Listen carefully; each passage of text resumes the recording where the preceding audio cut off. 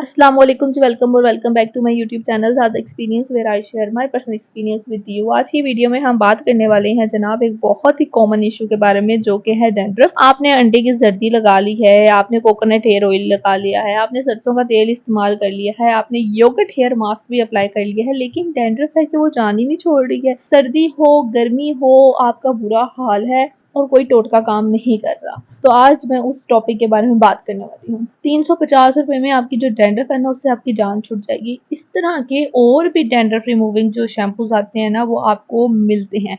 अब ये कोनास का सीन ये है कि अगर आपके बाल बहुत ज्यादा डेड और रफ है ना, और आपको डैंड्रफ का इशू है, तो आप इसको यूज ना करें। मसला ये है कि इसकी वजह से ना आपके बाल मोर डिहाइड्रेटेड हो सकते हैं। अगर आप थोड़ा महंगा अफोर्ड कर सकते हैं तो आप एक वो वाला खरीद लें जो आपके बालों को नरिशमेंट भी प्रोवाइड करे, साथ ही साथ आपके हेड स्कैल्प को एक्सफोलिएट भी करे। लेकिन अगर आपका नॉर्मल है, ऑयली हेड स्कैल्प है, तो आप ये यूज कर सकती हो आराम से। इस्तेमाल करने का इसका तरीका क्या है? इस्तेमाल करने का तरीका इसका ये है कि जनाब आपने अपना जो स्कैल्प है ना, वो गीला कर लेना है। ठीक है, पूरा जो आपका जो सर है ना, वो आपने अपना स्कैल्प अपनी बालों की रूट्स गीली कर लेनी है, और इस शैम्पू को ना अपने बालों की पार्टीशन बना बना के ना उसमें लगाते जाना है और साथ साथ मसाज करते जाना है। अगर आपके पास वो स्कैल्प स्केपर है, ठीक है, टू क्लीन योर स्कैल्प, वो यूज कर लें, वो तो बहुत ही अच्छा हो जाएगा। नहीं तो आप अपनी फिंगर की हेल्प से भी इसको कर सकते हैं मसाज। आपने ये मसाज करनी है, आप देखेंगे थोड़ा फॉर्मिंग सा हो गया, और आपने इसको छोड़ देना है 5 मिनट के लिए। आपने इसको वैसे ही रहने देना है। उसके बाद आपने अपना सर जो है ना, वो पानी से धो लेना है, और अपना जो नॉर्मल हेयर शैम्पू है ना, वो यूज कर लेना है।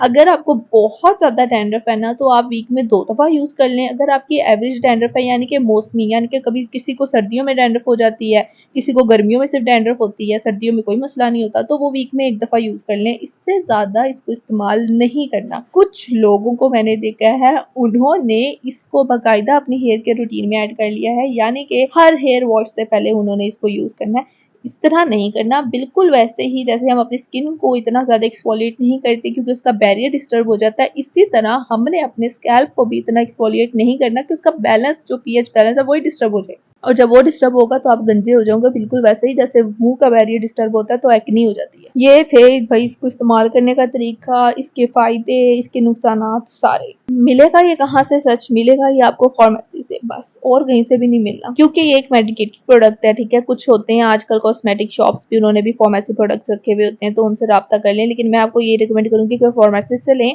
इसलिए क्योंकि मेडिकेटेड है, उनके पास ओरिजिनल आया हुआ होता है। बाकी मुझे वेबसाइट का नहीं पता क्योंकि मैंने अपनी एरिया फार्मेसी से ली थी। तो खैर, यहाँ पे होती है आज की वीडियो खत्म। आई होप सो आपके जितने भी शक व शुबात होंगे वो आज की वीडियो में खत्म हो गए होंगे। अपना ध्यान रखिएगा, मुझे दुआ में याद रखिएगा। मिलती हूँ बहुत जल्द आपको अपनी अगली वीडियो में, तब तक के लिए अल्लाह हाफिज।